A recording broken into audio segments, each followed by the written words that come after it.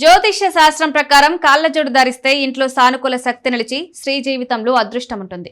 వివాహిత స్త్రీలు శుభప్రదంగా భావిస్తారు. వైవాహిక జీవితంలో సామరస్యం, మానసిక ఒత్తిడి తగ్గడానికి కూడా ఉపయోగపడుతుంది. నల్లదారం యొక్క ప్రాముఖ్యత: చెడు, కన్ను, ప్రతికూల శక్తి నుండి రక్షణ కోసం నల్లదారం పురాతన నివారణ. కాలికి కట్టినప్పుడు ప్రభావం పెరుగుతుంది. నల్ల రంగు రాహు, కేతు, శని గ్రహాలను సూచిస్తుంది. ఈ గ్రహాల అశుభ ప్రభావాలను తగ్గిస్తుంది. శనివారం భైరవ ఆలయానికి వెళ్లి నల్లదారం ప్రతిష్ఠించి ధరించడం శుభప్రదం. ఇది ఆత్మవిశ్వాసం పెంచి సానుకూల ఆలోచనను ఉంచుతుంది.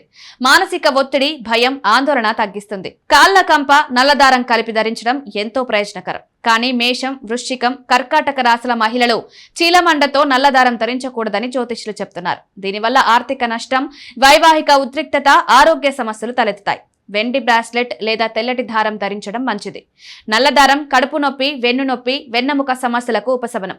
శరీర రోగనిరోధక శక్తిని పెంచుతుంది. చెడు కళ్ళ నుండి పిల్లలను రక్షించడానికి వారి పాదాలకు, చేతులకు నల్లదారం కట్టడం సాధారణం.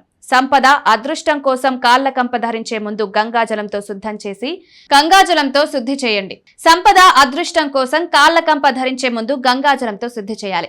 అప్పుల బాధ నుంచి బయటపడడానికి శనివారం నల్లదారంలో 7 చిన్న ముడులు కట్టి ఎడమ కాలుకు కట్టండి. రుణం త్వరలో తిరిగి చెల్లించే అవకాశాలున్నాయి. సంతానం కోరుకునే స్త్రీ వెండి కడ్డలు, నల్లదారం కలిపి శివాలయంలో పూజ చేయాలి. ఫలితంగా త్వరగా పొందవచ్చు. ఎప్పుడు నల్లదారంతో ఎరుపు లేదా పసుపు దారం ధరించకూడదు. ఈ రంగులు సూర్యుడు, కుజుడు, రాహు, కేతువులతో ఘర్షణ పడతాయి.